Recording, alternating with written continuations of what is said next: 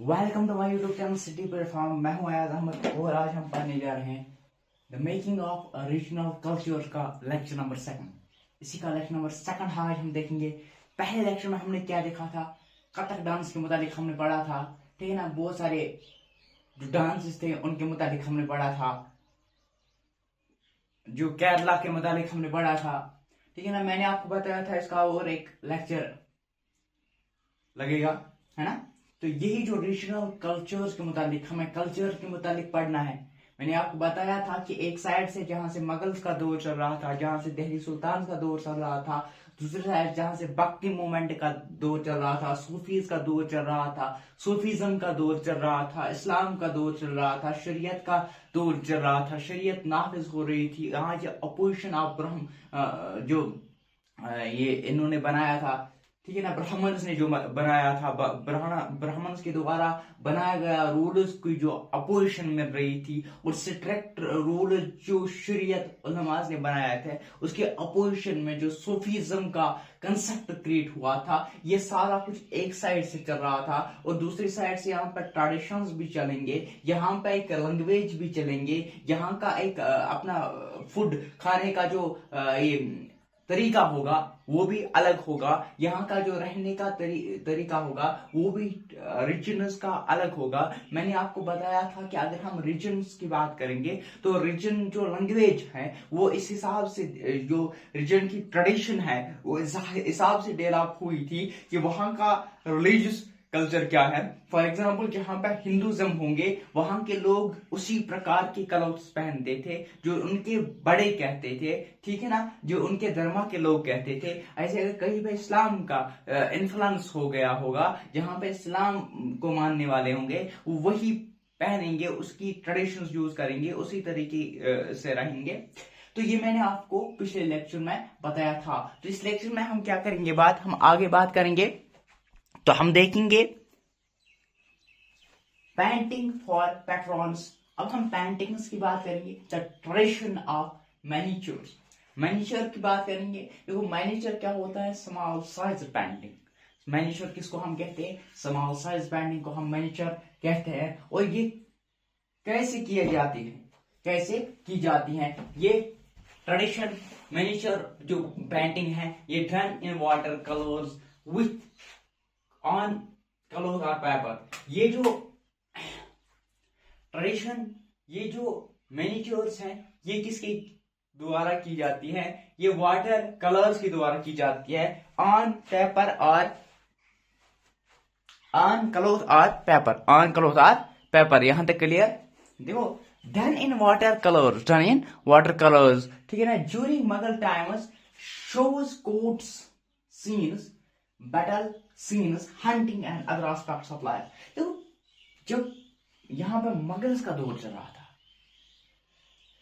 दिल्ली सुल्तान का दौर जब खत्म हुआ, जब मुगल दौर आ गया, ठीक है ना, 15th सेंचुरी में जब मुगल्स का दौर आ गया, तो यहाँ पे क्या इन्वेंशन जो है ये किसके द्वारा यूज किए जाते थे, शो कोर्ट सीन्स, जहां पे कोर्ट्स का सीन दिखाना था वहां पे यूज किए जाते थे। और इसके अलावा कहाँ कहाँ पे यूज किए जाते थे, battle scenes. For example battle scenes आपकी पेंटिंग अभी भी मिल रही होगी कई बुक्स में या बाकी जगहों में, आज तो बुक पे है। तो उस टाइम पे क्लोथ या पेपर पे की जाती थी, मगर किससे, वाटर के द्वारा, वाटर कलर्स के द्वारा। Battle scenes, hunting and other aspects of life at it is, ये आपकी टेक्स्ट बुक में दिया हुआ है। Eraser, manicures, palm leaves. For example हमारे पास जो वेस्टर्न साइड से हम बात करेंगे, फॉर एग्जांपल वहां पे जो हमें मैनिक्योर मिल रहे हैं वो लिखे गए थे पाम लीव्स पे, वो लिखे गए थे पाम लीव्स पे। और जो हमारे पास जैन टेक्स्ट है, जो हमारे पास जैन टेक्स्ट है वो जो है वो पाम लीव्स पे लिखे गए है, ठीक है ना।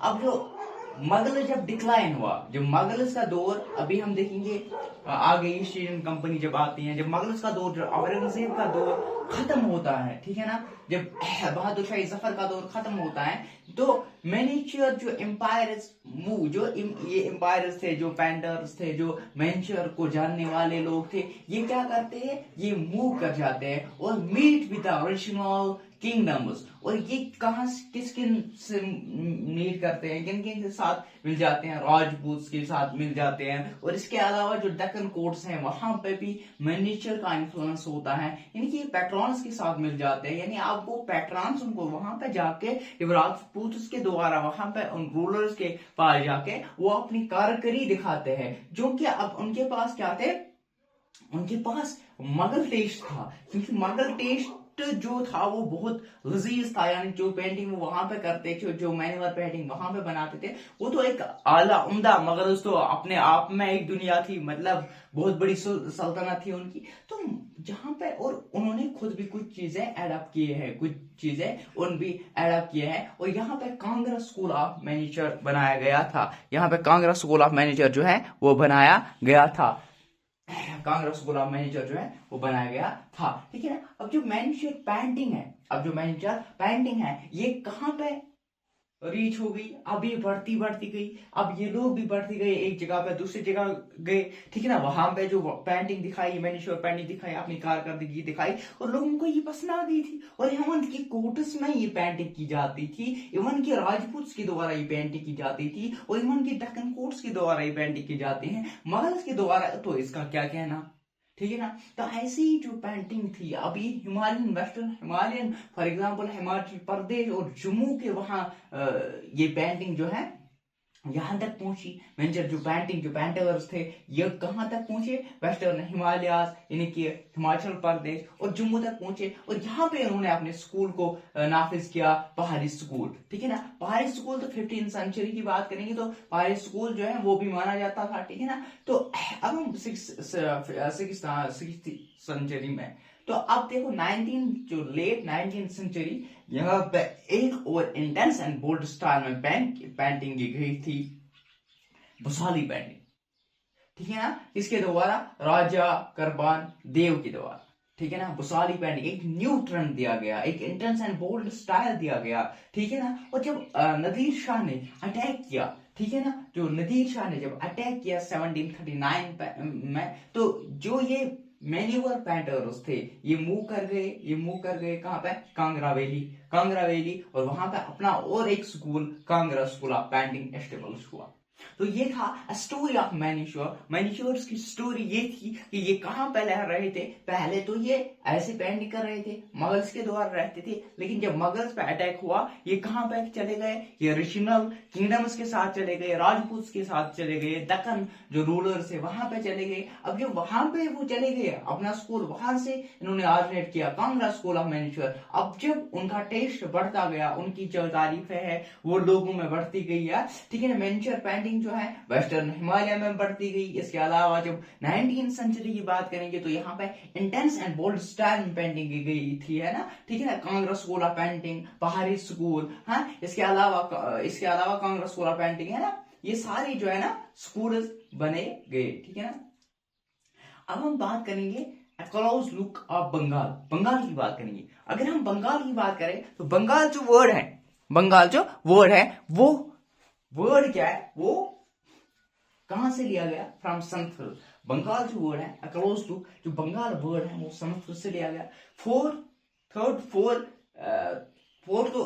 थर्ड BCE की बात करें तो मगध बंगाल कोमरेटाइज, यहाँ पे जो मंगल जो यहाँ पे जो रिलेशन बन गई थी मगध और बंगाल के द्वारा, तो ये भी कहा जा सकता था कि यहाँ पे जो है, यहाँ पे संस्कृत उस टाइम पे चल रहा होगा, तो इसलिए तो संस्कृत वर्ड है, बंगाल तो संस्कृत से आया हुआ है।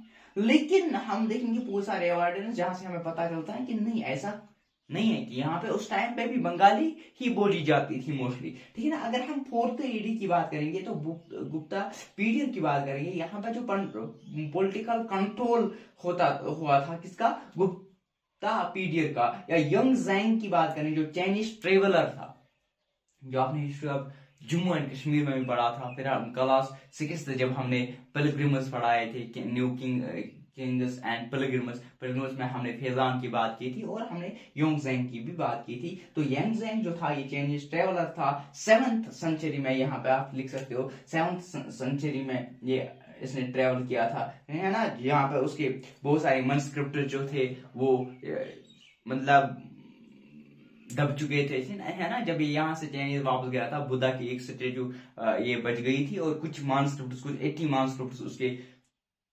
सैलाबजदा हो गए थे, ठीक है ना। जब 17 डेज वो विन रहा था कंटिन्यूअस, और एक कुछ चीजें बचा नहीं पाया, बहुत सारी चीजें उनके वहां से चले गए थे, ठीक है ना। तो 8th सेंचुरी की अगर हम बात करेंगे तो यहाँ से पालवर्स का रूल चल रहा था, कहाँ पे, बंगाल, ठीक है ना। और अगर हम अकबर की बात करेंगे 1586, तो इन्होंने जो बंगाल है, ये इन्होंने निकोलस ऑफ बंगाल सूबा बनाया था। यहाँ पे जो एडमिनिस्ट्रेशन लैंग्वेज थी वो पर्शियन थी।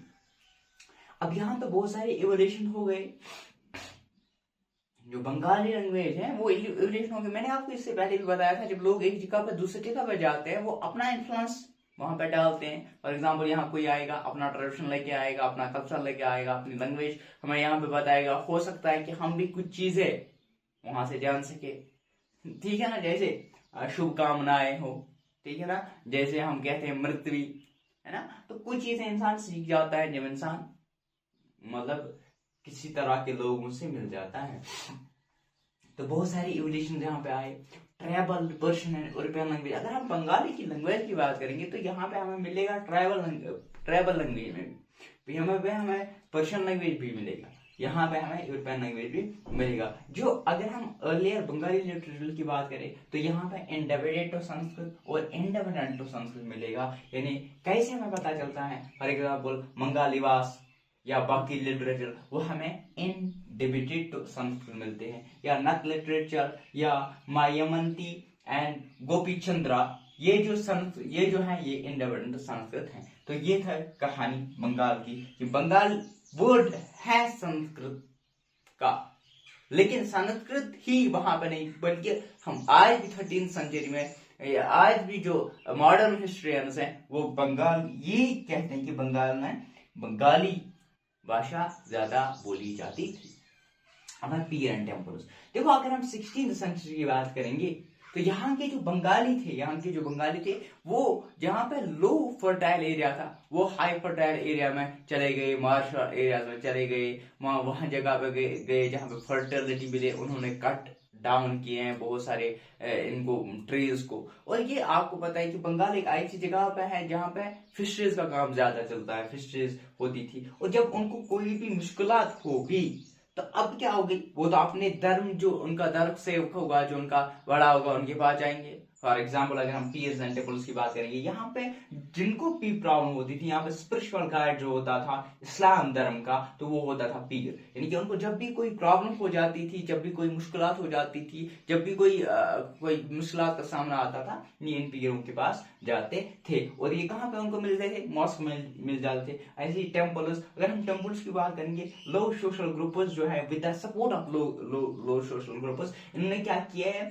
टेम्पल्स बनाए गए थे वहां पे, कुल्लू या कंसारी, ठीक है ना, ऑयल प्रेशर्स या मेटल वर्कर्स, ये टेम्पल्स, 2 किस्म के टेम्पल्स बनाए गए थे। और इसके अलावा जब यूरोपियन ट्रेडिशन वहां पे बढ़ गया, जब यूरोपियन की जो ट्रेडिंग है वो वहां पे बढ़ गई, वहां पे डबल रूपवर्ड, दुचाला एंड 4 रूपवर्ड जो चाला वहां पे बनाया गया था। और आप देखोगे भी आपके टेक्स्ट बुक में ये 2 पेंटिंग दी हुए हैं, दुचाला और चुचाला। वहां पे आपको मिलेगा कि स्क्वायर टाइप का बेस होती थी और ट्रायंगुलर ऊपर रूप होता था, और इसमें 4 रूप्स होते थे, इसमें 2 डबल रूप्स हुआ करते थे। अब फिश एज फूड देखो, अगर हम बंगाल की बात करेंगे तो बंगाल में आपको मैंने भी बोला कि बंगाल में पॉपुलरिटी किसकी है, फिशेस की। तो फिशेस की पॉपुलरिटी पर जैसे कल्चर मैंने वहां पे बताया, जैसे जो लोग मतलब माउंटेन्स में रहते हैं वो इसी किस्म के सब्जी खाते हैं, ठीक है ना, वो वहीं से सब्जी लाते हैं, जंगलों से सब्जी लाते हैं।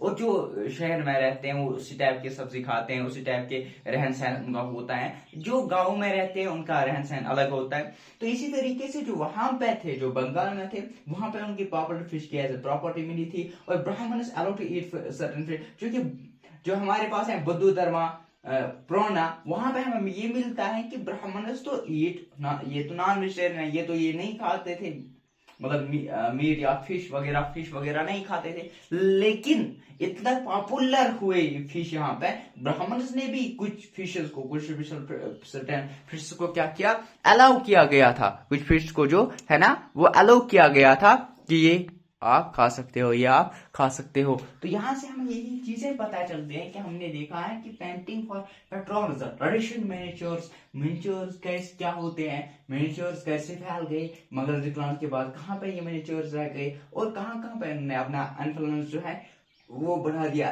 Close look of Bengal, Bengal की क्लोज लुक में हमने देखा बंगाली शब्द अगर संस्कृत है लेकिन उतनी एविडेंस नहीं मिलते हैं हमें कि ये संस्कृत इसमें ज्यादा है। या पीर एंड टेम्पल्स की बात की है कि जब लोग मार्श एरियाज में चले गए, फर्टाइल एरियाज में चले गए, अब उनको पास वहां पे एक गाइड होना चाहिए था और गाइड को पीर्स कहते थे। और इसके अलावा वहां पर टेम्पल्स का भी इन्फ्लुएंस हुआ था यूरोपियन ट्रेडिशन के साथ, डबल रूपर और फोर रूपर, ठीक है ना, वो भी हुआ था। और फिश एज ए फूड भी हमने देखा है। तो इसी के साथ ये जो था मेकिंग ऑफ रीजनल कल्चर्स हैं ये खत्म हो रहा है। अब हम देखेंगे अगले लेक्चर में 18th सेंचुरी में क्या ऐसा हुआ था, क्यों डिक्लाइन हो गए थे मुगल्स, जो मुगल्स किंगडम था वो क्यों डिक्लाइन हो गया। तो इसी के साथ हमारा क्लास 7 का जो हिस्ट्री है वो खत्म होने जा रहा है। तो फिर हम आएंगे क्लास 8 की हिस्ट्री पे, जहां पे हम मॉडर्न हिस्ट्री पढ़ेंगे, जहां पे हम देखेंगे कि ईस्ट इंडियन कंपनी इस हिंदुस्तान